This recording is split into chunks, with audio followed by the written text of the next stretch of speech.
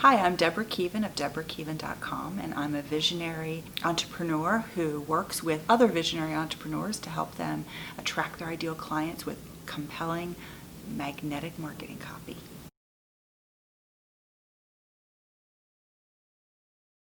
Curse of knowledge. So the curse of knowledge actually stems from a Stanford University study that was done in the 1980s. And I won't go into the study, but what it said is that as an expert and as a business owner, you know so much information that you cannot unknow it. And so right away, you could be speaking your language and topics that are way over and above your ideal clients' heads. And it's not the idea of dumbing down what you're saying, but it's really about taking what you know and converting it to be meaningful to your client. So that curse of knowledge just gets in the way all the time. People might say, and I read it all the time on website copy, if you're talking about website copy in particular, if you're writing about all the things that you know, all the things that you do for people, all the things that would help them, that's really the curse of knowledge. What you want to do is actually flip it to be talking to your clients' pain points. What is keeping them up at night? What's waking them up at 3 o'clock in the morning with what I call the 3 a.m. sweats? What are they worried about? What are they trying to solve? And if you can marry those two together, then you can create compelling web copy, all your marketing copy, your blogs can also address all of those same things.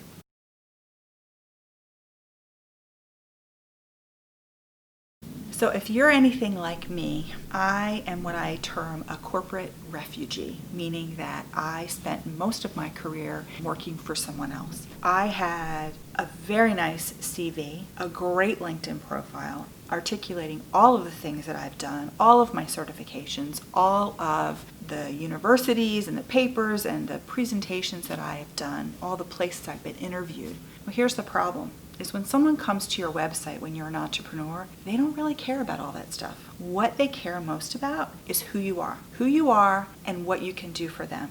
I always say to people right away is the 2 pages that people most visit on your website is your home page, which should be all about them. What is their problem and what do you do to solve it? And then your about page. And most people write their about page just like it's their corporate profile. So I like to help people unsuckify their bio. How do they do that? They tell stories. You really want to tell stories about how you got to do what you do, why you're uniquely qualified. Share a funny story about something that worked or something that didn't. Make it relatable. So on my about page, I talk about how my parents, when I was 10, they bought this World Book Encyclopedia, and my mom gave me an old dictionary, and her refrain whenever I would ask a question was, go look it up. So for me, I became this expert researcher long before Google, long before I could do an internet search. So that actually adds to my level of credibility. So if anybody's my own age and they'll be like, oh yeah, World Book Encyclopedia, oh yeah, I had to look things up. But what that taught me was resilience and how to take a regular kind of question and go a little bit further. The other thing that I talk about on my own about page is that I was a military, for lack of a better word, a military brat. I don't really associate it with that, but I went to 13 schools in 12 years. So can you imagine being the new kid all the time, being an introvert? But here are the benefits of that is I got to be so great at listening. I got to be so great at reading people's body language and hearing what wasn't being said. And so can you imagine that as a writer, as an interviewer, how that gives me sort of an edge? So that's the kind of stuff that I want you to think about when you're looking at your about pages. Talk about who you really are. Be vulnerable.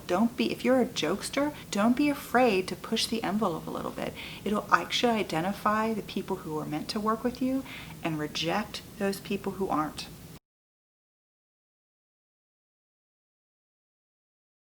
If you are a business owner and you have a website, what you want to do is think about how you can drive people to your website. And one of the most effective ways to do that is to write a business blog. Businesses who have a compelling, pain point driven business blog actually get 55% more views and close 135% more clients, because people are looking to connect and they are looking for things that solve their problems. So to the extent that you can write a business blog that really addresses what your client pain points, then you're going to be providing service, and you're going to build that know, like, and trust factor much more quickly than someone who does not. And so what does a compelling business blog look like? The most important part that most people don't even understand or think about is starting with categories. And so think about categories in two ways. The first is if you have an intention at some point to take your blogs and convert them to a book, your categories are the main topics that your book would cover. Another way to look at it is if you have children and you've ever taken them bowling, when they're small, you want them to feel successful. So you put those bumper guards in, and your categories are basically your blog's bumper guards. So you're not going to be writing willy-nilly about all different kinds of topics. You're going to write about topics that actually serve your clients, your ideal clients. For example, as a writer, I have my categories involve editing. It involves blogging, it involves web copy, it involves one of my favorite topics called the curse of knowledge. And so all of my topics on my blog are geared towards one of those categories. And it just keeps me focused, but then it also helps drive up the engagement on my website.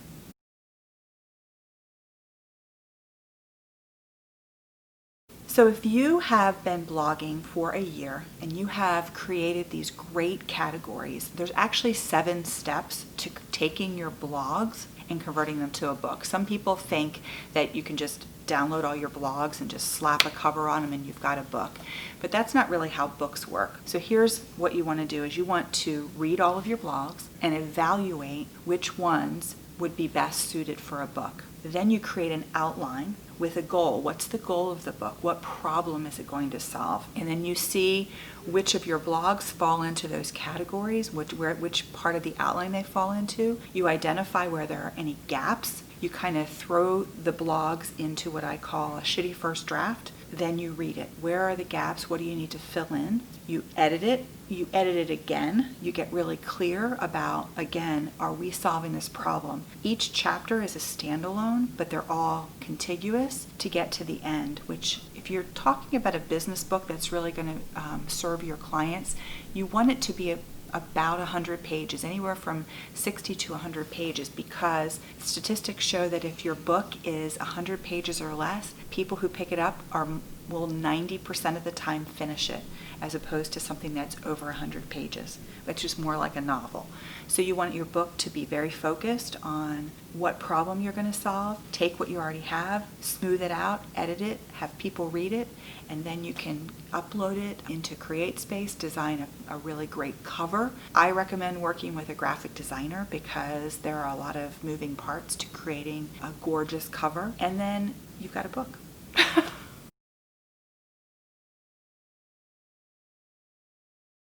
Here's a ninja tip for taking your blog content and repurposing it. You could do many things, but one thing that I like to do is you can actually embed on if you use WordPress or another website platform, you can actually integrate buttons for Facebook, for Instagram, for Pinterest, and you could take pieces of your blog. You can actually highlight quotes and then tweet them out. You can actually embed things right directly to your Facebook business feed. You could create images that people then can share. And you can put all that stuff right on your blog post every time. The one thing that you also want to do is every blog post ought to have a singular call to action. So if you're promoting a webinar, you're promoting an event, or you just want to increase your number of potential client calls, is put a call to action at the bottom with a link that just makes it super simple for people to connect directly with you.